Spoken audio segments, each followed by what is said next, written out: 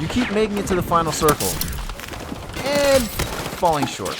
Let's fix that. Most players lose here not because of aim, but because they play this part completely wrong. So in this video, I'm going to show you how to actually play final circles so you can start turning these into wins consistently. I mean, of course, bro. There are 3 types of final circles you need to understand. And once you recognize which one you're in, the game gets a lot easier. And here's the part most players miss. The type of circle you end up in is often based on your position. And what separates good players from great ones is they don't just play the circle they get, they position themselves to get the circle they want. If you stay on the edge, you're more likely to get stuck in worse situations. But if you look for the right moment to move early, you can turn some of these into much easier wins. And once you understand that, the way you play these final circles starts to make a lot more sense. Because not all circles are created equal. Some are way harder than others, and one of them is basically free if you play it right. Let's go, baby. But first, let's start with the one most of your games actually look like. Multiple teams alive, fights happening everywhere, and it feels like you're just shooting to survive. This is where a lot of players panic and throw the game. They think more action equals more control, but it's actually the opposite. They start taking every fight, shooting at everything, and suddenly they're the center of attention. But the players who win these circles aren't the most aggressive, they're the most patient. Your goal here isn't to start fights, it's to finish them. Let other teams weaken each other, and then step in when it actually matters. Now that we've laid the foundation, let's take a look at an example of a chaos zone and how this translates into real gameplay situations.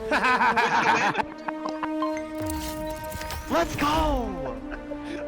This is a perfect example of a chaos circle. Multiple teams alive, constant pressure, and fights happening everywhere.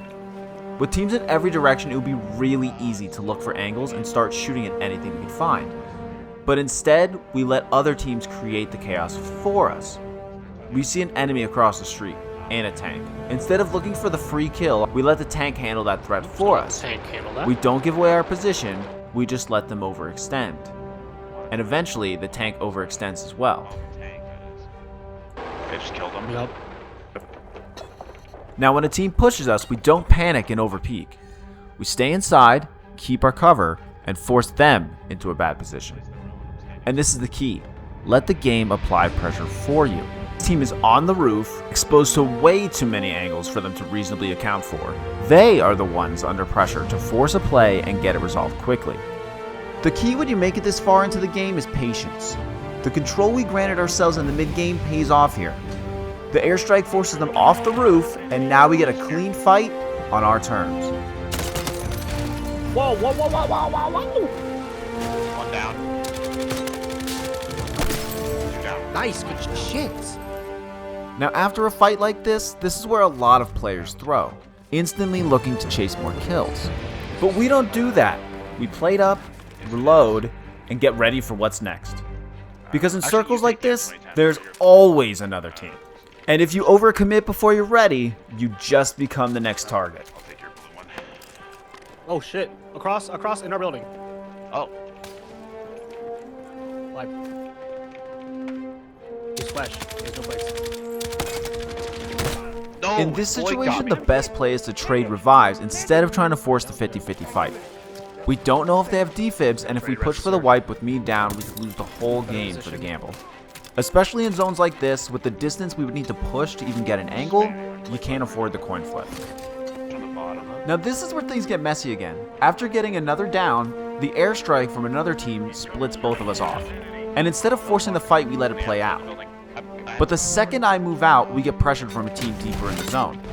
So instead of ego challenging that, I use smokes to reset and get back to cover. In the chaos circles, survival always comes first. Now we're back in a strong position, together, and this is where we can start applying pressure again. Normally I wouldn't take unsuppressed shots here, but this is a good fight. They're rotating straight into the next piece of cover we'd have to play for anyway. So if we don't deal with them now, we're fighting them later in a worse position. So instead of avoiding the fight, we take it on our terms, from cover, at range, and with the advantage. These 3 plays illustrate where most players lose control.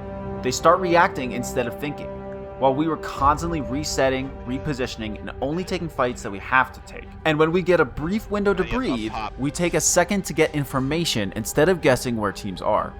That lets us play the final moments instead of gambling them. Got a break. To our left is the other one. Grown up. Holy fuck. Again, when we trade downs, I go for the revive, dragging so that the flower box behind me provides cover.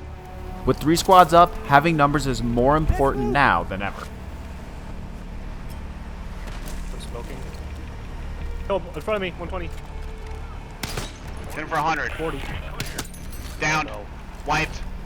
Airstrike. On the vehicle crate in front of us. Okay.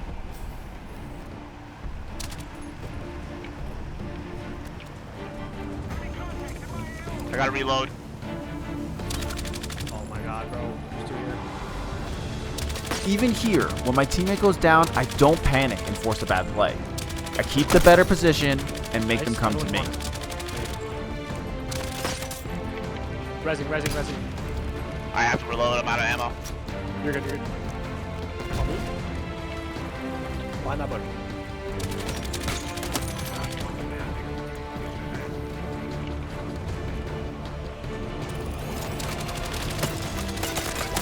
Let's go! Let's go! That's how you win chaos circles. Not by doing more, but by doing less and picking the right moments. Stay patient, don't take every fight, and let the game come to you. But not every circle gives you that choice. Forced movement circles are the hardest ones to win, and the ones that feel the most out of your control. The zone is moving, there's no cover, and everyone's being forced into the same space. This is where most players think they lost because of bad aim or bad luck. But it's actually because of bad timing. If you move too early, you get focused. If you move too late, you get held. Winning these comes down to one thing: moving at the right moment. Not first, not fastest, just at the right time. You want to move when other teams are distracted, not when they're looking at you. As we've mentioned across this series, rotations are about windows of opportunity. So you need to be monitoring your surroundings to identify when those open and close.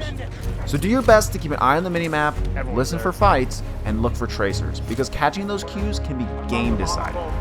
Let me show you exactly what that looks like. Got one down. Oh, got one. Nice. Let's go, baby. Let's fucking go. Right away, we know this is going to be rough. We're on high ground, but the circle is forcing everyone downhill into open space. So instead of rotating immediately, we scope everything out and create pressure first. We weaken the spotted team above us and force them to make the first move. Now, we've cleared space behind us, and that's huge in these circles. Clearing your 6 allows you to focus on the problems in front of you without needing to worry of getting sandwiched. And notice how we move here. We're not running straight into the zone. We're pinwheeling in, staying unpredictable, and avoiding the worst sight lines while continuing to clear the edge. Now the zone is forcing everyone in, and this is where most players lose. There's little to no cover, and it feels like you just have to run. Instead, slow it down and get information first. That lets us take a controlled fight, even in the middle of chaos. Holy fuck, I hit him for 86. Got him. He's on your minimap, Parker. He's on your minimap. And when things go wrong, we don't panic. We use utility, terrain, anything we can, just to survive a few more seconds. Because in these circles, survival is what creates your next opportunity. After using visual cover, I get to some hard cover and attempt to chip away at the tank.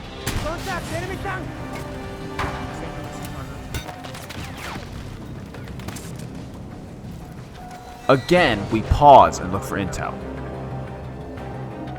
Now we know exactly where both teams are, and we can play this properly. He's pushing up, Tyler. And this is the biggest mistake players make right here. They push when they don't need to. We already have position, so we let them come to us, while taking the opportunity to put the finishing touches on the tank. And because of that, they're forced into bad rotations, and we punish it. Got him. Even in the final moments, we stay together and we play for trades. Oh, it's two. To your left, Parker. He's on mini. Let's go. Let's fucking go, baby! And that's how you win forced movement circles. Not by moving faster, but by moving smarter. Now those are the hardest circles to win, but sometimes you get something a lot easier. And if you know how to recognize it, these are basically free wins. This is when the circle slows down, there are fewer teams, and one or two positions are clearly stronger than everything else. Most players lose here because they get impatient. They leave good positioning to chase a kill, or they take a fight they don't actually need to take and get third-partied in the process. But in these circles, your goal isn't kills anymore. It's control. If you have the position, your job is simple. Don't give it up. Let me show you what this looks like in a real game. Nice. There we go, baby. That's what I'm talking about. From the air, we recognize this as a position control circle. So instead of fighting our way in, we rotate early and take the best position on the map. Which is even more important in Redsec, because most buildings can be destroyed, but this one can't. So once we're here, we have a massive advantage. Now, from this point on, the goal is simple. Don't give this up.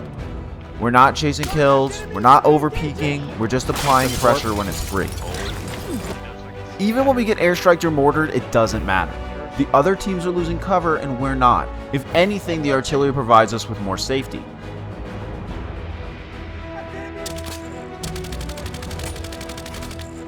Right here is where most players start the game.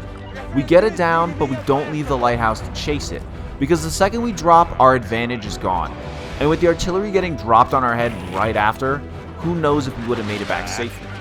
And while we're holding this position, the lobby is eliminating itself. When defending a main power position in a circle like this, it's important to use that power to keep teams at a distance. If you cower in a corner, you aren't maximizing the control you have, and it's only a matter of time before you lose it. That's why we keep taking damage when it's safe and whittling down enemy resources, but we never turn that into a risky push. And that pressure forces teams to use resources just to buy some breathing room. Again, we can just weather it, because we chose the one position on the map that can survive all of this. At this point, the game is already heavily in our favor. We just need to not make a mistake. We clean up what's already weak, but we're still not leaving our position. And now we use information to close it out clean. Because we kept control the entire time, the final fight is simple. Instead of both pushing, we split roles. One applies pressure up close, and the other holds the advantage from range. And that's how you win these circles. You won't get circles like this every game, especially in Redsec where most cover can be destroyed, but when you do, these should be free wins. If you start recognizing these three types of circles and adjust how you play each one, you're gonna win more games. Because at this stage, it's not about aim. It's about making the right decisions when it matters. And once you start doing that, you're not just making final circles anymore, you're winning them. If you want more guides like this that actually help you win games, make sure you subscribe so you don't miss the next one.